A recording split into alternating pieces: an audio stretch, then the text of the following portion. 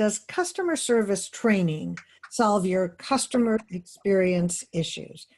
So I'm here today with Wally Hauck. I'm Laurie Brown, and we're going to talk about this issue. Wally, why don't you introduce yourself? Thanks so much, Laurie. Well, my name is Wally Hauck. I'm a consultant, and for 22 years, I've worked with hundreds of organizations on employee engagement issues and customer experience issues.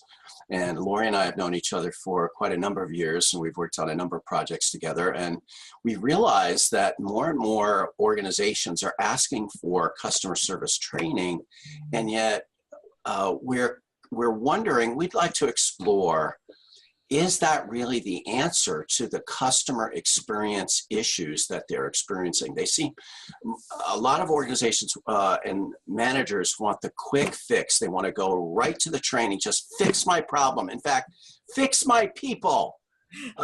And they're dumping it on us, and we got a little concerned about it, and we want to talk about it. Well, it's so interesting because I've been doing customer experience training for over 32 years. And I love doing customer service training.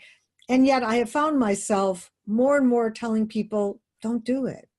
Don't train your people. Well, don't do it either yet, or don't do it unless. Right. So something I think else, that's the key, right? Yeah. Don't do it unless. Yeah. Because customer service training just in of itself can be really fun and the people enjoy it. And then nothing changes. And then people don't understand why nothing changes. And so when Wally and I were talking about it, we found that both of us have actually said to clients, if you're not going to do some other things around it, don't even do it, which is a really interesting thing. Well, and that's, doesn't that say a lot about how wonderful we are? Because we have a lot of integrity, right? And we don't want them to waste their money. And not only that, it's really protecting us too, because if we do the training and it doesn't work or it doesn't stick, it's a reflection on us just as well. That's absolutely true. And so when I was thinking about you and I talking about this, I was reminded of the story of Gandhi, which is a lesson in you must change first before you expect others to change, because that's what the leaders are looking at. They're looking at customer complaints, or they're seeing customer surveys go down, and they're thinking, what are they thinking to themselves? Likely they're thinking to themselves, boy, if my people could just be trained, then they'd be fixed, and then everything would be fine, and the customers would be great. And the true story about Gandhi, a few years before he died, a woman approached him and said, could you please help me talk to my son? Train my son not to eat sugar. And he said, okay, I'll do that, but come back in 2 weeks. And she said, 2 weeks? Why not? He said, please just come back in 2 weeks. So she came back, met him in 2 weeks later, and reintroduced herself. She said, could you please help? Do you remember me? Help me train my son on not eating sugar. He said, great, I'd be happy to. Where is he? He's right here. She said, wait a minute, why did you have me wait 2 weeks? Because I had to quit sugar first.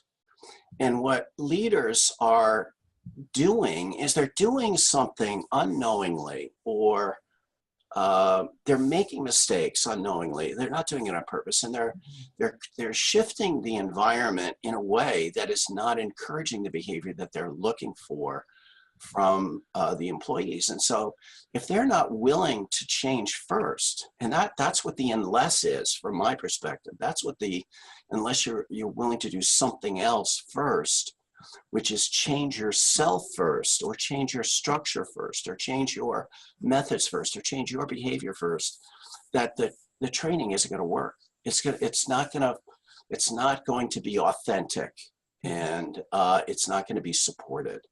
And it's not sustainable. And it's not sustainable. I remember one of my most vivid examples of this. I was doing customer service training for a company. And in part of it, I always say, what are the roadblocks? Because if we can uncover the roadblocks, we can really make some great headway. And so the people were wonderful, and they gave me a whole list of really actionable things that if could be removed, they would be able to provide exceptional service. And I handed it to the owners, who looked at me and said, We hired you to make them talk better, Oh my not God. tell us what to do. Oh my God. There you go. That's exactly the example right there. Exactly the example. Now And nothing changed, obviously. Nothing you changed. when you and I were talking about this the other day, you said something very interesting that I'm hoping I'm not putting you on the spot. I wanted you to remember what it was. You said there are three possibilities when you approach training. Either and I captured two. I think I got two of them, and maybe you could add the third. Is either they don't know what to do, or they don't know how to do it. And then there was something else. I can't remember what the third thing Well, was. there's actually five Oh, okay, or there you go. six. So what I want to do before you go into deciding whether training is the right thing, you have to do a root cause analysis of why your employee isn't doing what you want them to do. And the first thing is they didn't even know they were supposed to do it. And so if that's the case, you tell them what they need to do. Fine. The second is they're not aware they're not doing it, in which case you need to be a coach for them and help them see how there's a disconnect between what they're actually doing and what they're supposed to do. The third is they don't know how to do it. And if that's the case, yeah, training is perfect. Now, there's some other root cause. There's a roadblock in their way. And that's what I was talking about earlier. So roadblocks can be a disconnect between what they're rewarded for and the expected behavior around customer experience. So if I'm rewarded for getting as many calls in an hour as I can, then the customer experience isn't going to go as well. That's a roadblock. So you have to reward people for the behavior you're looking for. Another reason might be that there's a physical or an emotional reason they can't do it. That's an HR issue. And the last one is they don't want to do it. And if they don't want to do it, then, there's the door. Yeah. And if they don't want to do it, I would go back to leadership. Mm-hmm. They haven't explained why it's so important. Why is it so Right. important for them? Why is it so important for the customer? Why is it so important for the organization? If they're just telling them what to do, as in your example, we hired you to change them and not to tell us what to do. It's about them, then it's all of a sudden it's about the employee. But if they don't understand why, it's just not going to work. So thank you for, I remembered only two out of the three, but now it's five, or six. So that's really helpful. And I think, and so that's the first step. Anyone who's looking to do customer experience training or any training is to do a root cause analysis of why the person isn't behaving the way you want them to. But it always comes back to the leader. And that's where Wally and I really agree, because if the leader isn't willing to quit sugar first, as your example about Gandhi, then don't do this. If it's not going to be supported, if they're not going to treat their people in the way that they want their people to treat their customer, it's not going to work. Oh, that's Wally great. and I had the privilege of working with one of the best leaders I've ever worked with. And he treated us in such a way that was so respectful and so loving and so protective that we couldn't do anything but provide his customers with exceptional service. And he knew that if he did that, I know I put in extra effort. I'm sure you did as well. Sure. When the opportunity presented itself where I had to put in extra, I didn't say, I'm not doing that. I said, okay, I will, because he made the extra effort to be so respectful, to be so supportive, to be so caring, to be so loving. And so that's the energy. I took that energy and redirected it in that direction. I mentioned rewards. It reminded me of a relatively recent story about Wells Fargo, which I thought of this morning when we were preparing to have this little talk. And I'm sure you're aware of it. Wells Fargo, just a couple of years ago, incented their employees to they not only promised them bonuses, but also threatened them that they would not stay in their jobs unless they opened up a certain number of accounts each month or a certain number of accounts each year, whatever the time frame was.